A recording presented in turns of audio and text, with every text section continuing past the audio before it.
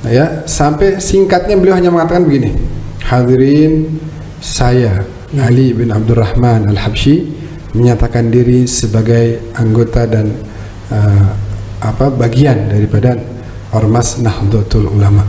Itu diceritakan waktu itu di Kuitang pada berdiri, pada menangis, dan tidak kurang dari 1.000 orang yang saat itu juga, hari itu juga menyatakan diri siap bergabung dengan Nahdlatul Ulama. Kamu, anak-anakmu, cucu-cucumu masuklah ke Nahdlatul Ulama. Karena zaman itu sudah dilihat oleh Habib Alwi bahwa ini adalah wadah yang sangat tepat sudah dalam menjalankan dakwah di Indonesia. Sehingga bahkan dari Al-Quran tadi yang saya sebutkan, atiullah wa atiur rasul wa ulil amr. Kenapa nggak ada? Kan atiullah wa atiur rasul wa atiu ulil amr, nggak ada. Langsung wa ulil amr. Karena taatnya kita kepada ulil amr itu bergantung bagaimana apakah kebijakan-kebijakannya sesuai dengan perintah Allah dan Rasulnya atau tidak. Saya sampaikan, Allahumma wa man aradana wa aradal muslimin wa arada biladana Indonesia bi khairin fawaffiqhu. Ya Allah, siapa saja yang berniat baik kepada kami umat Islam dan juga negeri kami Indonesia, maka berikan bimbinganmu padanya, siapapun dia. Engkau yang Maha tahu ya Allah. Dan siapapun yang berniat jahat kepada negeri kami Indonesia dan kepada kaum muslimin, tolong gagalkan rencana itu.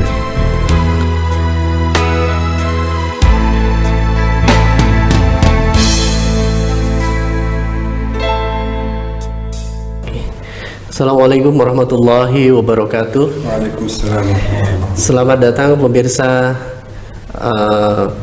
media LTN-NU Kota Depok, Lembaga Ta'lib wa Nasr yang di bawah naungan pengurus cabang Nahdlatul Ulama Kota Depok, yang pada hari ini alhamdulillah kita dapat berjumpa kembali di momentum yang penuh berbahagia, yang insya Allah tidak kalah dari episode-episode sebelumnya, yang mana kali pembahasan ini akan kita bahas mengenai tema-tema yang sangat menarik pada kali ini.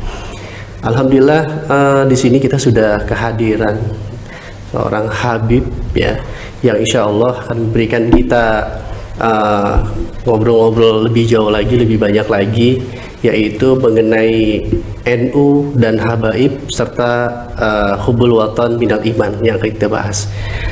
Beliau adalah Habib Ahmad bin Hasan Al-Idrus. Beliau sebagai Wakil Ketua Tanfiziyah PCNU Kota Depok. Assalamualaikum Habib. Waalaikumsalam warahmatullahi wabarakatuh. Ahlan wa sahlan bikum. Alhamdulillah sudah hadir nih.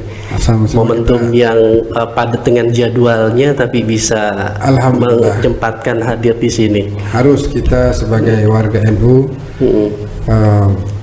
memberikan waktu, memberikan kesempatan sebisa kita untuk berkhidmat, dan mudah-mudahan menjadi penyebab silaturahmi ini menjadi penyebab turunnya barakah dari Allah. Amin amin ya rabbal alamin. Ya, insyaallah pemirsa LTN-NU Kota Depok yang dirahmati Allah Subhanahu wa taala, kita akan bincang-bincang 30 menit kurang lebih 30 menit ke depan insyaallah mengenai NU, habaib, begitu juga dengan cinta negeri atau yang disebut sebagai hubul watan minal iman. Nah, alhamdulillah di sini sudah hadir Habib. Nah, Habib sendiri sekarang sebagai wakil daripada Tanfiziyah ya PCNU Kota Depok. Nah, kira-kira motivasi apa sih yang melatar belakangi Habib ini bisa hadir ikut di dalam struktural jajaran kepengurusan? Apa yang melatar belakangi seperti itu, Habib? Baik, terima kasih. Bismillahirrahmanirrahim. Allahumma shalli wa sallim wa barik ala sayyidina Muhammadin wa ala ali sayyidina Muhammad. Rabbi shrah li sadri wa yassir li amri wahlul 'uqdatam min lisani yafqahu qawli, amma ba'd. Terima kasih banyak kepada teman-teman dari LTN-NU Kota Depok yang telah mengundang saya untuk hadir di tempat ini. Jazakumullah khairal jaza. Baik, langsung aja kita masuk ke pertanyaan yang pertama tadi tentang bagaimana atau apa motivasi sehingga saya menjadi pengurus di Nahdlatul Ulama ini. Sebenarnya ketika saya masih mengemban masih menjadi pelajar di Suriah waktu itu 2008 sampai 2012, kita sudah menjadi anggota. Di sana tuh ada pengurus cabang istimewa. PCI. Ya. Kita sudah aktif di sana, sudah berkecimpung dalam kegiatan-kegiatan ke-NU-an, sehingga ketika pulang ke Indonesia ya nggak jauh-jauh ke situ-situ lagi udah.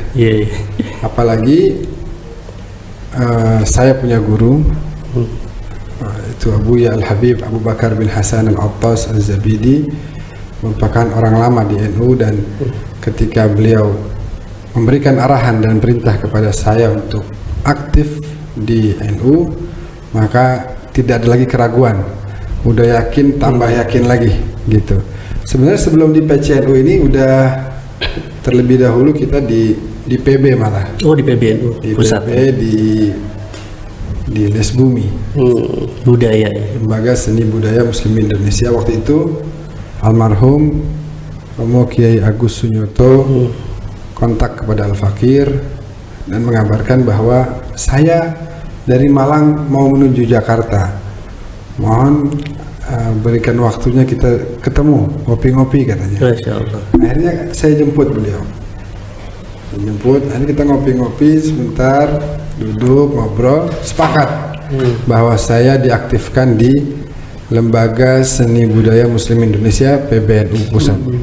Waktu itu menjabatnya di bagian seni religi. Masya Allah. Baru kemudian beberapa tahun setelahnya, karena guru saya di Depok dan kemudian aktivitas saya juga banyak di Depok, silaturahmi waktu itu Pak Kiai Solehan ke rumah, dan akhirnya kita gabung juga ke PCNU Depok. Alhamdulillah. Oke, Habib, berkaitan dengan Habib ini kan bisa dibilang keturunan Arab gitu ya, Habib. Iya. Nah, kaitannya dengan Indonesia asli. Indonesia asli. Alhamdulillah kalau di aku ya. Tapi intinya gini, budaya Arab itu salah satu budaya dalam kehidupan sehari-hari kita. Memang NU khususnya banyak bersinggungan dengan, artinya berinteraksi dengan para habaib. Nah, menurut Habib sendiri budaya Arab itu bagaimana? Baik, jadi kalau melihat setiap negara punya budaya yang beda-beda, bahkan satu negara seperti negeri kita tercinta Indonesia ini yang terdiri dari 17.000 pulau, terdiri dari sekian banyak suku, bahasa dan lain sebagainya, menghasilkan budaya yang bermacam-macam gitu ya. Namun kita ketahui bersama pada akhirnya budaya-budaya tersebut bisa dipersatukan dengan bendera merah putih. Begitu juga budaya di Arab. Budaya di Arab juga bermacam-macam. Ada budaya yang baik, ada juga budaya yang tidak baik. Datangnya Islam ya bukan melawan adanya kebudayaan, tapi mengarahkan. Ketika ada hal-hal yang dianggap melanggar daripada syariat, maka secara setahap demi setahap, selangkah demi selangkah diarahkan sehingga budaya searah atau sejalan dengan misi dakwah baginda Rasulullah Sallallahu Alaihi Wasallam, gitu ya. Ya, oke. Tentu Habib juga sudah tahu di NU itu budaya menjadi sebuah infrastruktur dalam dakwah Islam. Betul. Sejauh ini bagaimana pandangan Habib tentang metode dakwah itu melalui budaya? Iya, itu dia. Makanya tadi saya ini di Les Bumi, Lembaga Seni Budaya Muslim Indonesia. Makanya kemarin itu mungkin beberapa saat aja, beberapa minggu sebelum adanya pandemi, kami di Les Bumi Pusat mengundang pengurus Les Bumi yang ada di Sumatera dan Pulau Jawa. Niatnya mau lanjut nanti yang lain-lain, tapi terlanjur pandemi. Kami mengundang ke PBNU, ke gedung PBNU, dan waktu itu saya diminta untuk menjadi salah satu pengisi acara. Saya bilang bahwa salah satu kesuksesan Nahdlatul Ulama dalam berdakwah itu adalah karena apa? Karena masuk melalui kultur, masuk melalui budaya yang ada di tengah-tengah masyarakat. Dan mereka dengan begitu akhirnya berhasil menarik hati bahwa mereka masyarakat Indonesia merasa bahwa ini nih yang datang ini, dakwah ini, agama ini itu tidak bertolak belakang dengan dengan kebiasaan kita, justru mengarahkan ke arah yang lebih baik lagi. Saya banyak kasih contoh bagaimana dakwah itu dengan budaya kemudian berhasil. Jangan jauh-jauh. Sabung ayam itu salah satu kegiatan yang ada di banyak daerah. Waktu itu Al Habib Idrus bin Salim Al Jufri, pendiri Al Khairat, tentu kita semua tahu betapa besar jasa beliau terhadap negeri ini, sampai-sampai namanya diabadikan menjadi bandara di Palu sekarang, Bandara Mutiara Sis Al Jufri, Sayyid Idrus Salim. Itu melihat adanya budaya ini sehingga yang menang kemudian jadi kepala suku dan sebagainya, beliau masuk ke dalam itu. Waktu itu menantang juaranya dengan ayam sayur. Beliau beli ayam sayur di pasar. Ayo kalau mau tanding lawan saya nih, ini ayam saya. Diketawain, ini mana bisa main, kecil begini, ini saya nih juara. Kata Habib Idrus, lawan dulu, baru bicara nanti. Ini rupanya sudah dibaca-bacain dulu nih, doain dulu nih ayam. Tanding menang, ayamnya Habib Idrus. Penasaran, besok saya bawa ayam lebih. Masih nih ayam yang sama, ayam sayur, menang lagi. Dalam proses itu kemudian Habib Idrus melihat si ayam lagi ribut, bilang, wahai yang mulia Bapak kepala suku, gimana bayangan Bapak kalau anak Bapak diadu seperti ini dan Bapak melihat anak Bapak lagi berdarah-darah dipukul-pukul. Bapak melihat, terus orang tuanya musuh, anaknya Bapak juga melihat. Tersentuh rupanya dia. Tentu saya nggak mau. Lalu mengapa kita membiarkan ayam-ayam ini ditonton oleh ayam-ayam yang lain yang boleh jadi nih ada saudaranya di sini yang kita nggak ada, orang tuanya menonton. Kemana rasa kemanusiaan kita? Sedikit demi sedikit akhirnya kemudian berhasil, dan karena kehebatannya Habib Idrus mendekati Pak Kepala Suku, kalau nggak salah dalam ceritanya itu sampai dinikahkan dengan putrinya Kepala Suku itu, dan akhirnya dakwah beliau semakin luas sampai saat ini tercatat tidak kurang dari 1000 sekolah madrasah Al Khairat yang ada di Indonesia bagian timur. Indonesia bagian timur paling banyak, yang lainnya sedikit aja. Masya Allah. Ya artinya Islam itu menghendaki bahwasan akulturasi budaya ya. Akulturasi budaya. Ada saatnya kita hal-hal seperti tadi itu, misalnya sabung ayam, itu kan sebenarnya nggak bisa. Tapi ada saatnya kita mundur satu langkah, mempersiapkan strategi seperti yang dilakukan oleh Nabi Muhammad pada saat beliau hendak melaksanakan ibadah umroh yang kemudian dilarang, padahal harusnya dalam perjanjian itu Nabi Muhammad masuk, harusnya sudah diizinkan, tapi dilarang, ditahan di Hudaybiyah, kemudian terjadilah di situ perjanjian Hudaybiyah. Padahal Nabi Muhammad sudah ihram, sudah melaksanakan niat umrah dari mulai Bir Ali di pinggiran kota suci Madinah Al-Munawwarah. Itu Nabi Muhammad mundur. Padahal umat Islam yang lain, kita lawan aja kalau gitu, kita serang aja. Nabi Muhammad enggak, kita mundur. Kita atur strategi, lalu kita melangkah. Nggak lama setelah itu, tahun ke-7-nya Nabi umrah, tahun ke-8-nya Nabi Fathu Mekah, membawa kemenangan yang nyata menuju kota suci Mekah Al-Mukarramah, tanah kelahiran beliau sallallahu alaihi wasallam. Jadi memainkan peran budaya dalam berdakwah amat sangat penting, karena itu yang bisa justru menarik hati masyarakat luas. Saya rasa begitu ya. Tapi dalam ranah budaya, batasan-batasan dalam Islam itu sejauh mana Habib bisa dijelaskan lebih ini? Nah, kalau kita berbicara tentang syariah, tentang hukum, maka Islam tegas dalam hal ini. Dalam hal ini tegas gitu ya. Ketika seseorang telah meyakini Islam sebagai agamanya, maka kegiatan-kegiatan apapun itu budaya atau yang lainnya, ketika melanggar atau berlawanan dengan hukum syariat Islam, maka harus tinggalkan. Atau diatur sedemikian rupa agar tidak berlawanan dengan syariat Islam dan budaya ini tetap bisa berjalan dengan baik. Jadi dikikis nilai-nilai yang kurang baiknya, nilai-nilai yang baiknya dipertahankan, bahkan dikembangkan, gitu. Dan itu sejauh ini kita lihat sangat efektif dalam berdakwah di negeri kita, khususnya Indonesia tercinta ini. Alhamdulillah. Kita tahu bahwasannya Allah mengutus Nabi Muhammad SAW sebagai uswah, suri tauladan. Begitu juga bagi umatnya yang akan datang, yaitu kita.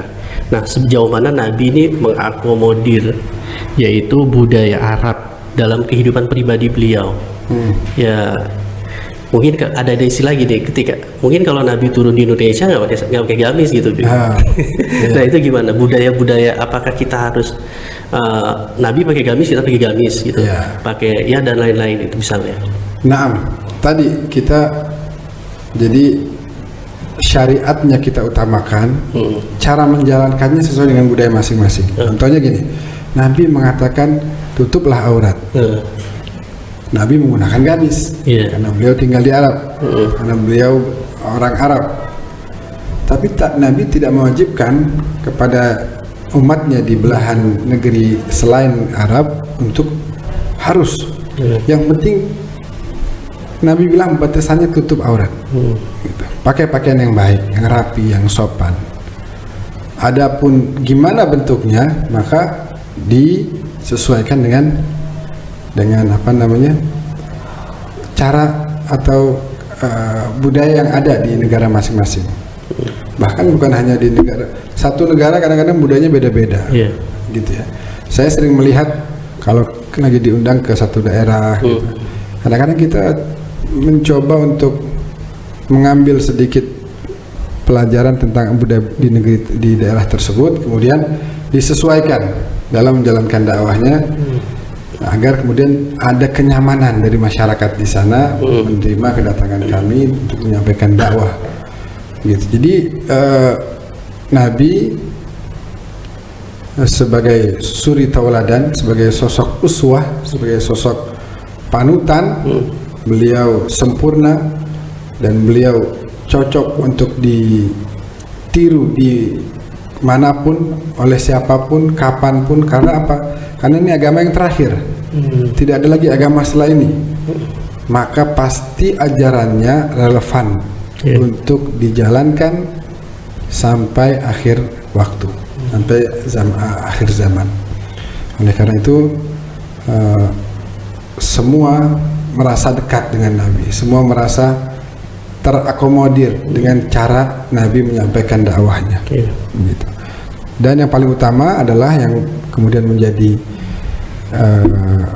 benang merah yang bisa diyakini dan dipraktikkan oleh umat Islam dimanapun mereka berada adalah bagaimana Nabi mengajarkan al-akhlaqul karimah, budi pekerti yang baik, yang mulia. Dan dengan itulah kemudian para ahli dakwah di penjuru dunia manapun berhasil menyampaikan ajaran Islam, membawa.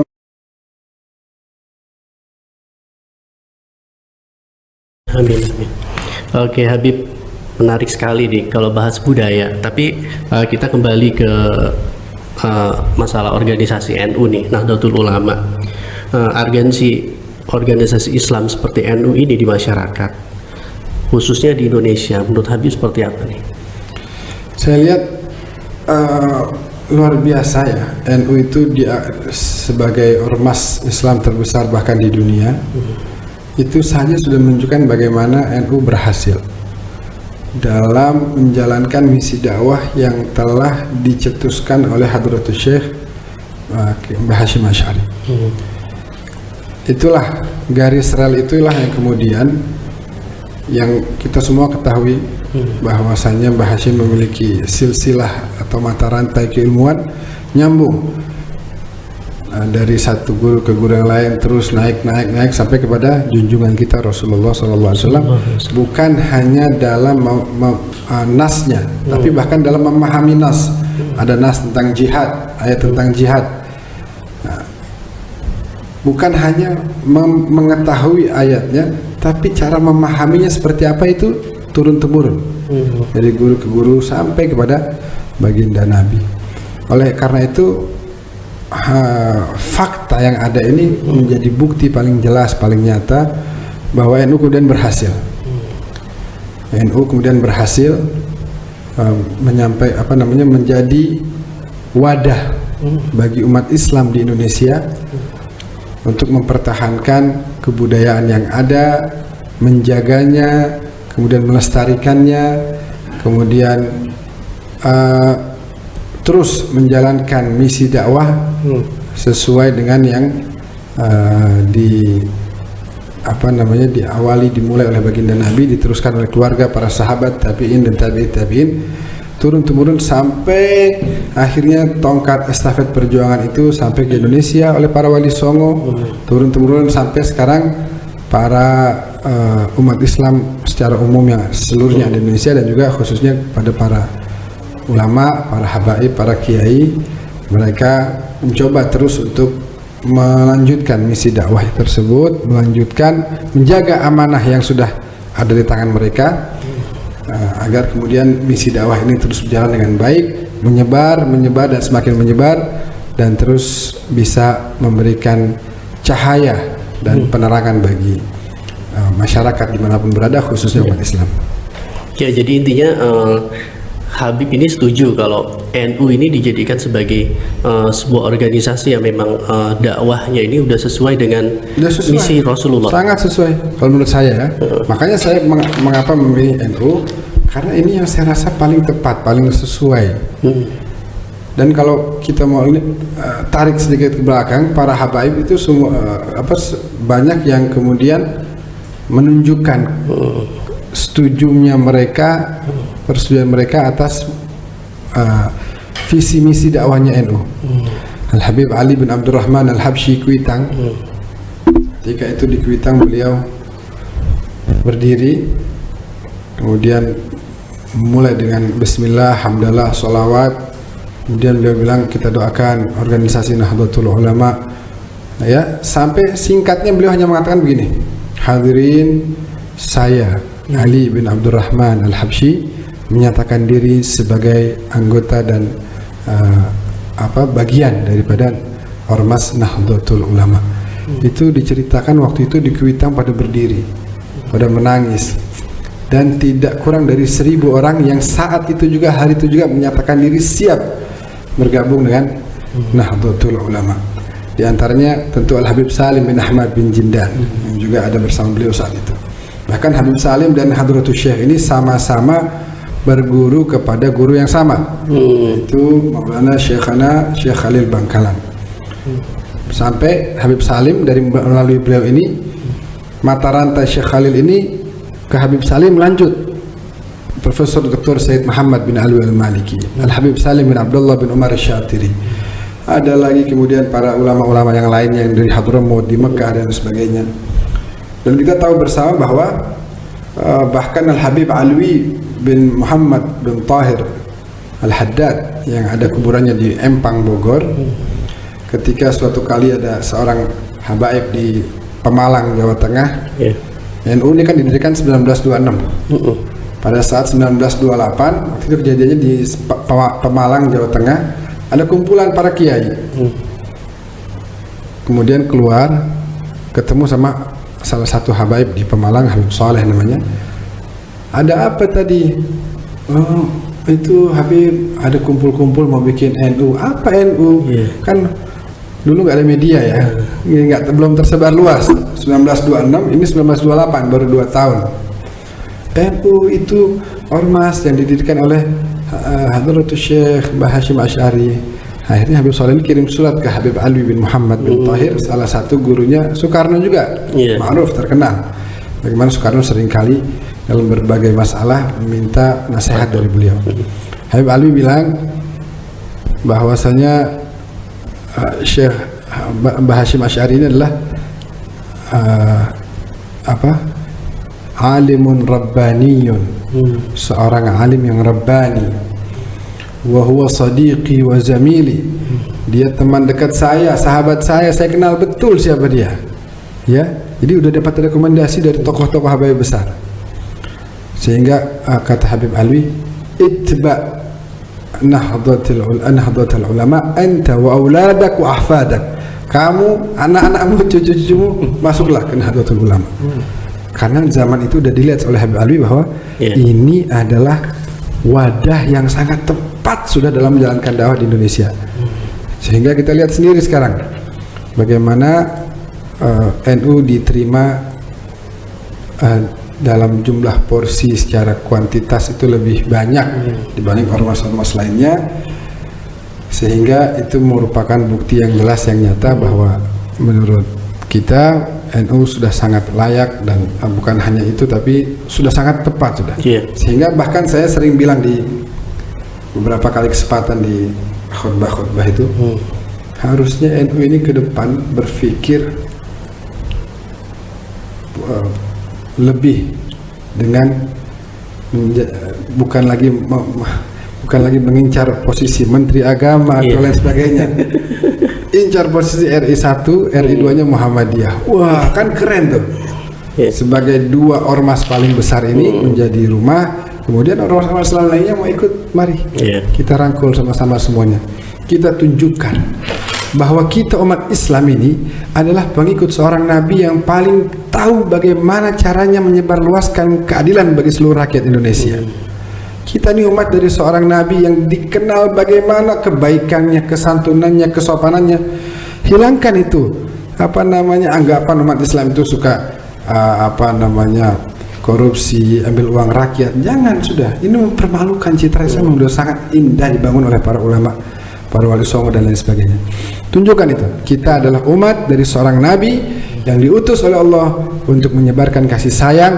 Maka sebagaimana Nabi dulu, selain beliau sebagai kepala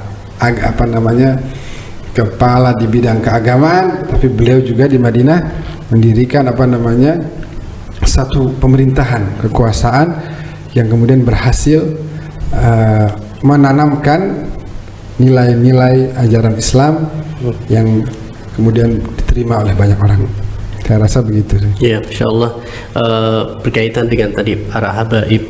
Artinya belakangan ini masyarakat Islam kan menyebut pemerintah dengan berbagai macam sudut pandang ya. Pancasila ini sebagai hal yang menjadi finish, jadi nggak bisa diganggu-gugat.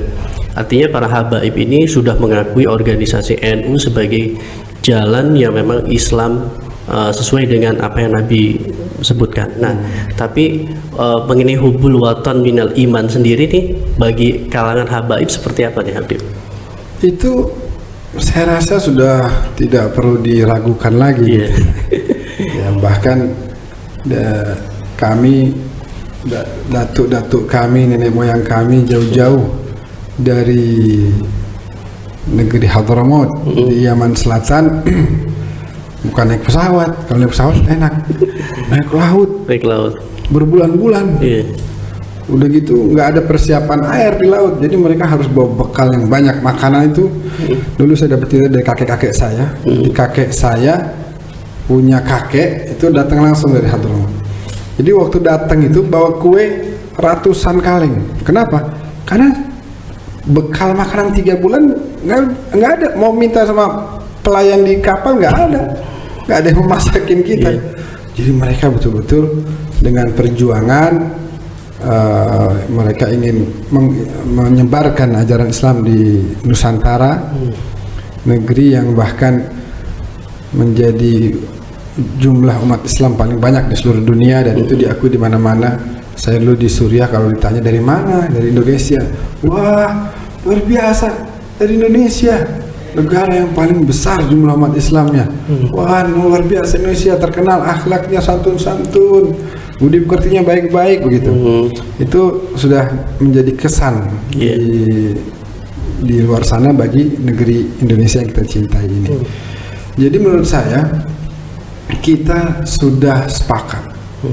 Kita sudah sepakat bahwa ada ayat, tentu kita sudah hafal semua, atiullaha wa atiur rasul wa ulil amri. Jadi kalau saya mau bahas sedikit, atiullaha wa atiur rasul, taatilah Allah dan taatilah Rasul dan ulil amr. Nah, tentu taatnya kepada ulil amr itu kita selama hal-halnya selama ketetapannya adalah hal-hal yang baik, yang menyejukkan, yang selama ini kita lihat, masya Allah di Indonesia ya luar biasa aja, undang-undangnya, peraturan-peraturannya, umat Islam di sini bisa dakwah dengan bebas, mengadakan acara ritual peringatan hari besar dengan bebas, masjid-masjid ya diberikan keleluasan dalam menjalankan kegiatannya. Jadi ini semua merupakan alasan pokok bagi kami untuk kemudian betul-betul menjadikan Undang-Undang Dasar 45 ya, Pancasila dan amanah-amanah dari para pejuang lainnya, kami siap untuk menjalankan itu dengan sebaik-baiknya. Kami siap untuk menjaga itu dengan sebaik-baiknya di bawah bendera Nahdlatul Ulama. Masya Allah. Ya, kemudian adakah pesan khusus Nabi gitu mengenai civil society? Bahasanya adalah ketika kalian hidup di satu negara tersebut, ya kalian ikuti aturannya. Betul. Adakah pesan khusus hadis atau? Jelas ada ya, kita lihat. Dan Nabi yang memulai hal tersebut. Kita semua tahu, mungkin nggak tahu, masih ada waktu, singkat lagi ya. Singkat aja ini. Kita semua tahu ada sebuah terobosan yang dilakukan oleh Nabi yang tidak dilakukan oleh nabi-nabi sebelumnya, yaitu apa? Nabi mengadakan ketika beliau hijrah dari Mekah menuju Madinah. Waktu itu warga Madinah mungkin kalau saya boleh bagi, terbagi menjadi 3. Ada umat Islam baik dari Muhajirin maupun Ansor, orang-orang Madinah. Ada musyrikin, Aus dan Khazraj. Ada Yahudi. Yahudi ada 3 golongan, 3 klan, Bani Nadir, Bani Quraidah, Bani Qunaiqa ya. Qainuqa. Nah, atau ada sebagian ulama lain menambahkan ada dari Yahudi Khaybar. Yahudi Khaybar. Intinya apa? Nabi melihat ke sana, di Madinah ini Abdullah bin Ubay yang saat itu diangkat oleh orang-orang musyrikin Madinah untuk menjadi pemimpin di Madinah. Melihat ini Nabi Muhammad datang, kemudian langsung ditokohkan oleh banyak orang, maka Abdullah bin Ubay merasa tersaingi. Wah, ini gimana nih, gitu ya. Abdullah bin Ubay kemudian dengan beberapa orang berpura-pura masuk Islam untuk merusak Islam dari dalam. Namun ada juga tokoh dari Yahudi, Abdullah bin Salam, ulama dari Yahudi yang tahu bahwa memang ada Nabi yang akan diutus ke Madinah. Makanya mereka ini Yahudi menanti di Madinah. Mana Nabi itu? Ditungguin dari satu generasi ke generasi yang lain dan seterusnya begitu. Sampai muncullah Nabi Muhammad membawa misi kenabian. Abdullah bin Salam kemudian mengajukan beberapa pertanyaan dan dijawab oleh Nabi Muhammad, sehingga Abdullah bin Salam yang merupakan tokoh paling cerdas, paling pintar di kalangan Yahudi saat itu merasa yakin bahwa beliau ini adalah memang seorang Nabi. Akhirnya Abdullah bin Salam bilang, ya Rasulullah, kalau saya ini diketahui oleh orang-orang Yahudi sebagai masuk dalam Islam, mereka akan tidak akan meyakininya, mereka akan menganggap saya berbohong, berdusta. Ya udah, kalau gitu Anda tunggu di ruangan sebelah, panggilkan tokoh-tokoh Yahudi. Nabi tanya, bagaimana menurut kalian Abdullah bin Salam? Wah, itu orang paling hebat di antara kita. Kita semua sudah akui, sudah nyerah sudah. Kalau sudah beliau bilang A. Walaupun kita semua B, beliau A. Jadi kalian semua orang-orang yang taat kepada Abdullah bin Salam? Iya. Kita taat luar biasa. Oke. Kalau seandainya Abdullah bin Salam menyatakan diri masuk dalam Islam, bagaimana? Apakah kalian siap taat? Wah, itu mah nggak mungkin. Abdullah bin Salam nggak mungkin masuk dalam Islam. Nabi panggil Abdullah bin Salam, keluar, baca syahadat. Begitu. Sedikit demi sedikit kemudian Nabi melihat bahwa berhubungan dengan orang-orang Yahudi ini, bermuamalah tidak cukup dengan lisan, harus ada perjanjian tertulis. Nah, kemudian Nabi berinisiatif membuat piagam Madinah, karena mereka selalu melanggar janji-janjinya. Nabi buat ada banyak poin di sana, diantaranya bahwa setiap orang berhak menjalankan keyakinannya masing-masing, bahwa setiap orang bertanggung jawab untuk melindungi kota suci Madinah Al-Munawwarah, bahwa setiap orang bahwa Madinah ini tanah suci sehingga tidak ada yang bisa masuk ke dalamnya tanpa izin warga kota Madinah itu sendiri, dan banyak poin-poin penting lainnya. Bahwa tidak boleh lagi ada praktek riba gitu kan, tidak boleh lagi ada penipuan. Bahkan Al-Quran sampai mencatat, ini orang Yahudi ini kalau kita titip sama dia duit kita, nggak akan dibalikin sama dia. Itu dicatat oleh Al-Quran. Itulah akhirnya Nabi menuliskan poin-poin. Mereka semua terikat dengan poin. Dan di akhir itu Nabi bilang, ketika terjadi perselisihan, maka beliaulah, yakni Nabi Muhammad, yang akan menyelesaikan perselisihannya. Mereka semua setuju. Kenapa? Karena sosok ini sudah dikenal sebagai As-Sadiq Al-Amin, bahkan dari masa mudanya.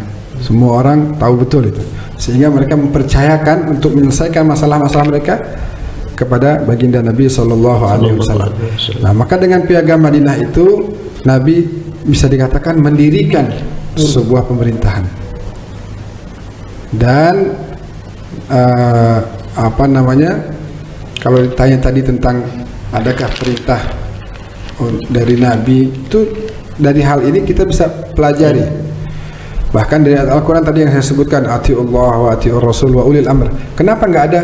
Kan ati'ullah wa ati'ur rasul wa ati'u ulil amr, nggak ada. Langsung wa ulil amr. Karena taatnya kita kepada ulil amr itu bergantung bagaimana, apakah kebijakan-kebijakannya sesuai dengan perintah Allah dan Rasulnya atau tidak.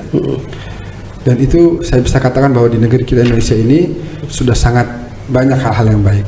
Tentu ada oknum 1-2 yang berniat jahat. Selalu saya bilang di mana-mana, apalagi setiap khutbah Jumat saya sampaikan, Allahumma wa man aradana wa aradal muslimin wa arada biladana Indonesia bi khairin fawaffiqhu. Ya Allah, siapa saja yang berniat baik kepada kami umat Islam dan juga negeri kami Indonesia, maka berikan bimbinganmu padanya, siapapun dia. Engkau yang maha tahu ya Allah. Dan siapapun yang berniat jahat kepada negeri kami Indonesia dan kepada kaum muslimin, tolong gagalkan rencananya dia. Kalau dia mau jadi ketua RT, gagalkan ya Allah. Kalau dia nyalon jadi ketua Pak Lurah, tolong gagalkan dia. Kalau dia nyalon jadi ketua organisasi tertentu, gagalkan dia. Apalagi sampai tingkatan yang lebih tinggi lagi. Kita semua hamba yang terbatas, hanya Allah yang maha tahu. Kita serahkan, kita jaga negeri kita Indonesia. Tadi saya bilang, negeri ini diperjuangkan dengan tetesan darah, dengan nyawa. Kita harus kita harus jaga. Yang paling penting di sebuah negara itu adalah keamanan. Saya rasakan sendiri di Suriah, 2,5 tahun saya hidup nyaman, 1,5 tahun saya hidup di tengah-tengah peperangan. Guru-guru saya yang ditembakin, yang saya ikut nguburin itu ada 3 orang. Teman-teman saya yang dipotong kakinya dan lain sebagainya, saya ngalamin itu. Sampai sekolah saya sendiri dibom. Waktu saya masih di sana, retak bangunannya oleh mereka yang mengaku berjihad, namun bukan berjihad tapi berjahat, berlaku jahat gitu. Begitu. Sampai guru saya sendiri, Syekh Muhammad Sayyid Ramadan Al-Buti, di masjid lagi ceramah di hari Jumat di masjid namanya Jami'ul Iman, lagi mengajar Al-Quranul Karim, di hadapannya kitab suci. Hari Jumat di masjid mengajar Al-Quran. Ada orang yang mengaku berjihad, lalu membunuh beliau dalam kegiatan yang begitu indah tersebut. Nah, yang dirasakan oleh umat oleh rakyat Suriah saat itu adalah apa? Bahwa ternyata begitu mahal keamanan. Anak kita pergi sekolah, kalau kondisi nggak aman, itu kita khawatir nih, selamat apa enggak nih? Ini diculik apa enggak nih? Ini ada peluru nyasar apa enggak nih? Ini ada bom meledak apa enggak nih? Hidup begitu apa nikmatnya? Adapun kita, negeri kita sekarang ini Indonesia, tentram, nyaman, jangan dirusak. Ini sebuah kebaikan yang Allah berikan kepada kita, jaga. Sebagaimana dulu Allah berikan kebaikan kepada umatnya Nabi Musa, ratusan tahun hidup di bawah tekanan Fir'aun, karena mereka orang-orang yang baik. Umatnya Nabi Musa diberikan kemenangan oleh Allah. Fir'aun dan bala tentaranya hancur. Ya, lalu apa? Namun yang terjadi setelah itu, mereka setelah diberikan kemenangan, kenyamanan, hidup tenang, hidup bahagia, malah menjadikan sapi sebagai Tuhan yang terbuat dari emas, yang dibawa ajaran itu oleh Samiri. Sehingga Allah mengancam, seperti mengancam bahasanya, la in wa idh ta'adzana rabbukum la in syakartum la azidannakum. Ayo bersyukur, sudah saya kasih kemenangan, ketenangan, ketentraman, bersyukur, nikmati. Ya, aku akan tambah kalau kalian bersyukur. Wala in kafartum. Tapi kalau kalian kufur, dikasih keselamatan malah kufur. Hati-hati, inna adzabi lasyadid. Kayak orang kalau naik pesawat goyang, ya Allah, taubat ya Allah, taubat. Begitu landing, set, azan, tetap dia nggak sholat lagi. Kembali lagi. Begitu kan? Orang di tengah laut tuh kapalnya begitu tuh. Wah, saya ngalamin tuh di Maluku Utara. Di Maluku, maaf, di provinsi Maluku. Di nyebrang dari Pulau Manipa ke pulau namanya Pulau Buru. 3 jam lebih. Di tengah mesin mati. Tengah malam, jam 3 malam. Setengah jam itu kita begini aja. Kapalnya kapal kecil. 12 orang paling. Lautnya laut lepas gitu. Setengah jam. Begitu itu semua diam, nggak ada yang bergerak, semua zikir semuanya. Ya Allah, ini nggak ada yang bisa nyelamatin deh, hanya Engkau ya Allah. Akhirnya setelah nyala, nyampe ke tepi pantai, ke Pulau Buru, subuh. Begitu kita sholat, masih ada 1-2 orang kemudian yang malah santai ngerokok. Padahal baru 1 jam yang lalu diselamatkan sama Allah. Dikasih peringatan, ayo nih, tadi Anda 1 jam yang lalu merasa bahwa hanya Allah yang bisa memberikan pertolongan. Ini udah diberikan. Bersyukur dong, sholat dong. Supaya ditambah nikmatnya. Begitu juga Indonesia. Ini negeri sudah baik, negeri ini sudah nyaman, sudah aman. Mari bersyukur. Bersyukur dengan cara apa? Jadilah kita pertama hamba Allah yang taat. Jadilah umat Nabi Muhammad yang tunduk kepada perintah beliau. Jadilah warga negara yang menjalankan Undang-Undang Dasar 45, menjalankan Pancasila, yang mana semua poin-poin Pancasila itu adalah ada dasarnya dalam Al-Quran. Maka kalau kita taat kepada Pancasila, pada hakikat taat pada Allah dan Rasulnya, gitu. Nah, itu luar biasa para pahlawan kita dalam menyusun. Itu tidak lepas daripada bertawassul kepada Rasulullah, meminta hidayah dari Allah Subhanahu wa taala. Ya, terakhir mungkin kaitannya dengan sikap bela negara nih Habib. Yang tadi Habib udah sampaikan begitu banyak.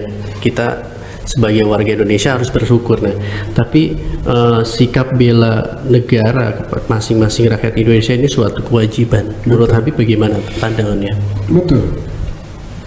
Membela negara seperti yang dilakukan oleh Nabi bukan hanya kewajiban umat Islam, tapi semua masyarakat Indonesia. Nabi mewajibkan membela kota Madinah kepada orang Yahudi. Nabi mewajibkan membela kota Madinah kepada orang musyrikin pada saat itu dalam piagam Madinah. Begitupun juga di Indonesia. Semua warga Indonesia 250 juta lebih ini berkewajiban untuk melestarikan negerinya, menjaga keutuhan dan kesatuan negara Republik Indonesia ini dengan baik, dengan caranya masing-masing. Apalagi umat Islam. Mereka paling bertanggung jawab. Kenapa? Karena mereka mayoritas. Jumlahnya hampir 90%. Maka kita ini yang paling bertanggung jawab sebenarnya. Kita yang paling bertanggung jawab untuk menunjukkan kebaikan. Dulu Nabi Muhammad, para sahabat beliau itu menunjukkan kebaikan ajaran Islam, sehingga kaum orang-orang Madinah, baik dari kalangan Aus, Khazraj, Qainuqa, Quraidah, Nadir, Khaybar, mereka melihat ini yang kami cari, ketenangan, ketentraman, keadilan, kebaikan, perhatian, ini yang kami cari. Akhirnya mereka melihat perilaku Nabi dan umat Islam, mereka tertarik. Begitu juga kita sekarang, kita tunjukkan perilaku yang baik kepada masyarakat Indonesia. Kita tunjukkan bahwa kita siap untuk menjaga negeri kita. Kita sampaikan kepada seluruh rakyat Indonesia, apapun bahasanya, apapun sukunya, apapun budayanya, bahkan apapun agamanya, kita umatnya Nabi Muhammad tidak akan berlaku zalim kepada kalian. Kita umatnya Nabi Muhammad diajarkan untuk menyebarluaskan kebaikan. Kita umatnya Nabi Muhammad diajarkan oleh Nabi kita untuk menjunjung tinggi nilai-nilai kemuliaan.